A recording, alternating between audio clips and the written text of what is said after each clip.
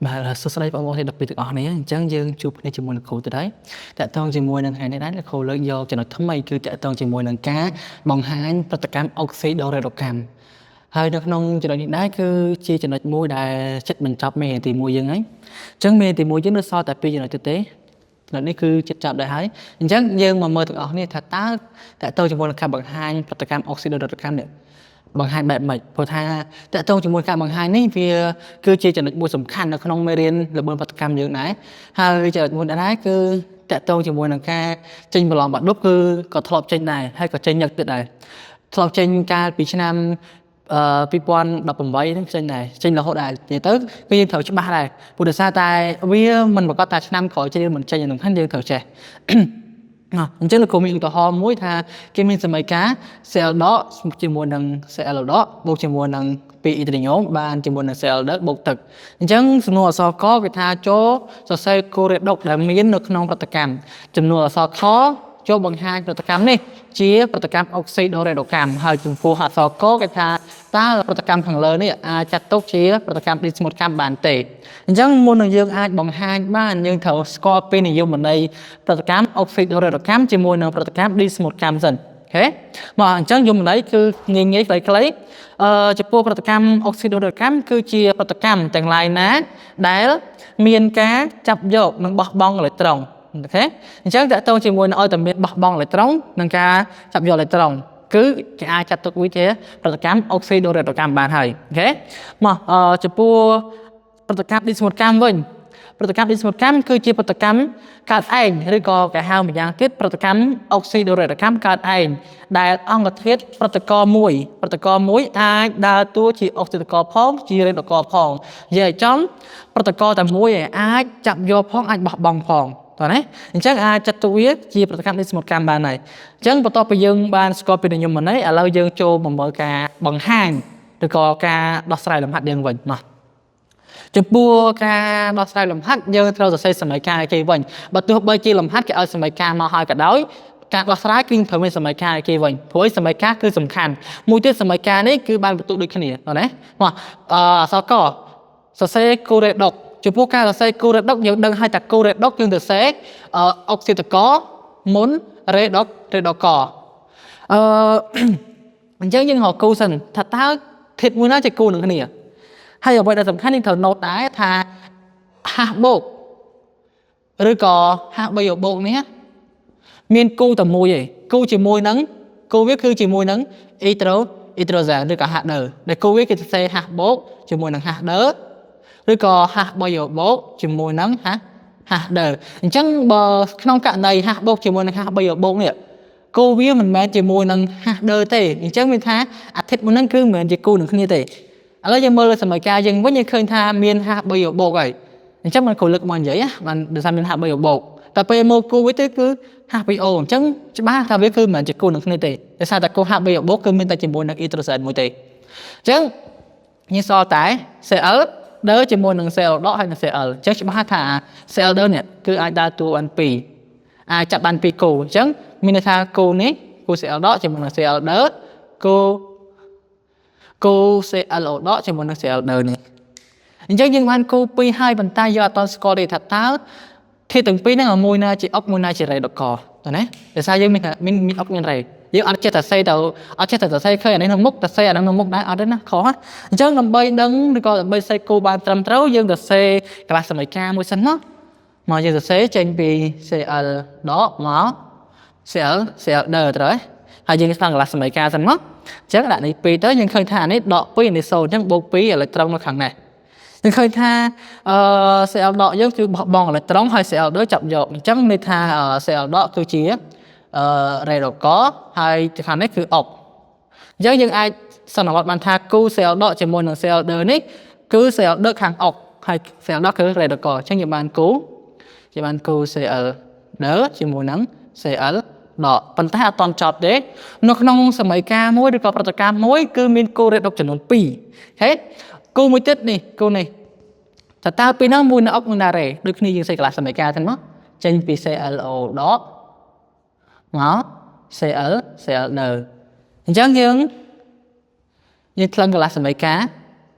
ខាងនេះមាន LCL 2ខាងនេះគឺ1ទេដាក់ខាងនេះ2មកបូកខាងនេះ2ទឹកហេបូកខាង2បូកខាង4ហាបូក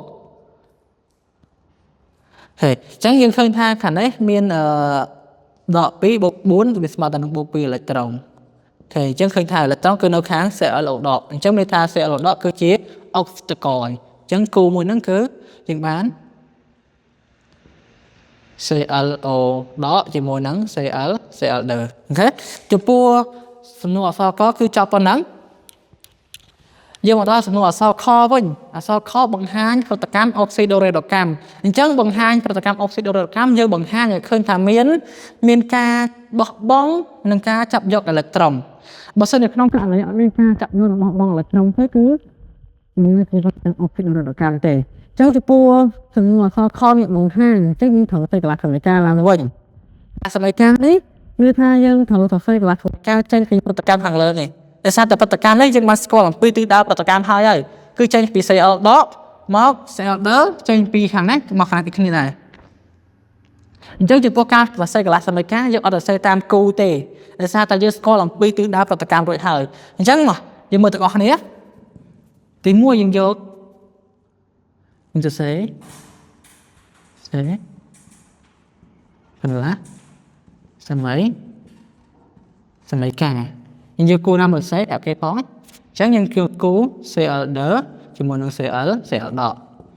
សេមកប៉ុន្តែកន្លែងនេះយើងត្រូវច្បាស់ថាយើងទៅធ្វើតាមសមីការដើមព្រោះគេស្គាល់ទីទៅហើយយកអក្សរព្រមទៅមកទេហើយក៏អត់ធ្វើសបតាមកន្លះអត់សបតាមគូដែរអូខេមកអញ្ចឹងយើងចេញពី Cl ដកមក Cl ដឺទាំង2បូកខាង2អេឡិចត្រូនអញ្ចឹងយើងឃើញថានេះមានការបោះបង់ណាអញ្ចឹងយើងវិចារមកថាដោយ Cl ដកបោះបង់អេឡិចត្រូននោះ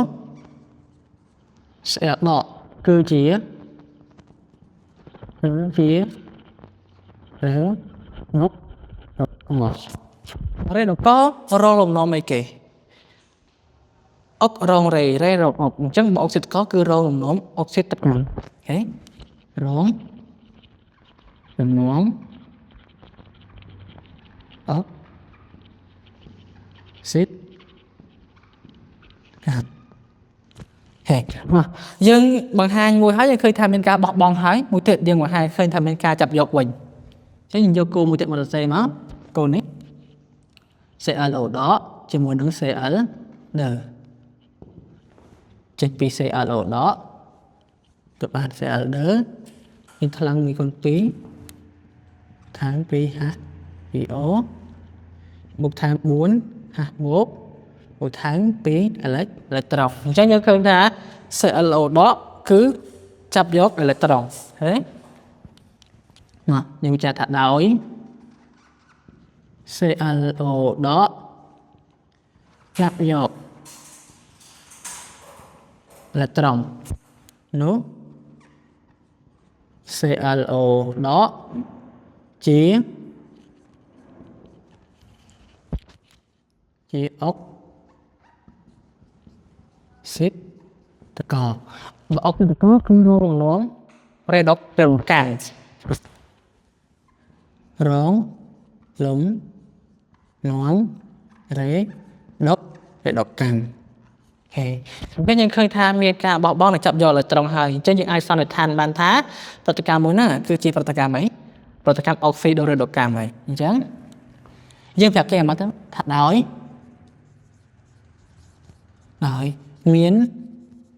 មានការបោះបង់និងចាប់យកអេឡិចត្រូនប៉ុណ្ណឹងមកដូចនេះបានហើយដូចនេះប្រតិកម្មនេះ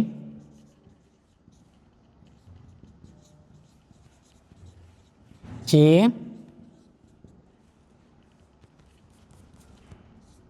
ប្រតិកម្មអុក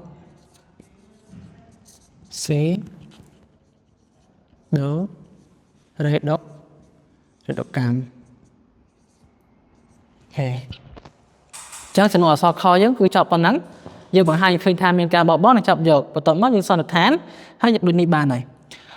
យើងចូលមកដល់សំណួរអក្សរកវិញអក្សរកគេសួរថាតើប្រតិកម្មខាងលើនេះអាចចាត់ទុកជាប្រតិកម្មឌីសមុតកម្មបានដែរទេយើងមើលទៅលើយើងបណ្ដៃម្ដងទៀតប្រតិកម្មឌីសមុតកម្មគឺជាប្រតិកម្មកើតឯងដែលអង្គធាតុប្រតិករមួយអាចដើរតួជាអុកស៊ីតកផងឬដកផងឥឡូវយើងមកមើលទៅលើការបកស្រាយនេះវិញយើងឃើញថាអុកស៊ីតកយើងគឺជា Cl ដកតពេលរេដកយើងគឺ Cl ដកអញ្ចឹងយើងឃើញថាអុកស៊ីតកហើយរេដកមិនមែនជាធាតុតែមួយទេមិនជាធាតុតែមួយឯងអញ្ចឹងយើងអាចសន្និដ្ឋានបានថាវាមិនមែនជាអត់ផលិតកម្មឌីសមុតកម្មអាចសន្និដ្ឋានបានហើយព្រោះដោយសារតែអុកស៊ីតកគឺជាធាតុផ្សេងរេដកធាតុផ្សេងអូខេអញ្ចឹងអក្សរកយើងឆ្លើយយកហ្មងទៅអក្សរកឆ្លើយថាប្រតិកម្មនេះប្រតិកម្មនេះมันអាចចាត់ទុកជាប្រតិកម្ម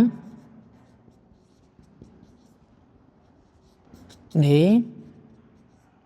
ស្មុតកម្មបានទេប៉ុណ្ណឹងគឺចប់ហើយហើយបើសិនគេសួរថាព្រោះអីចាំយើងឆ្លើយថា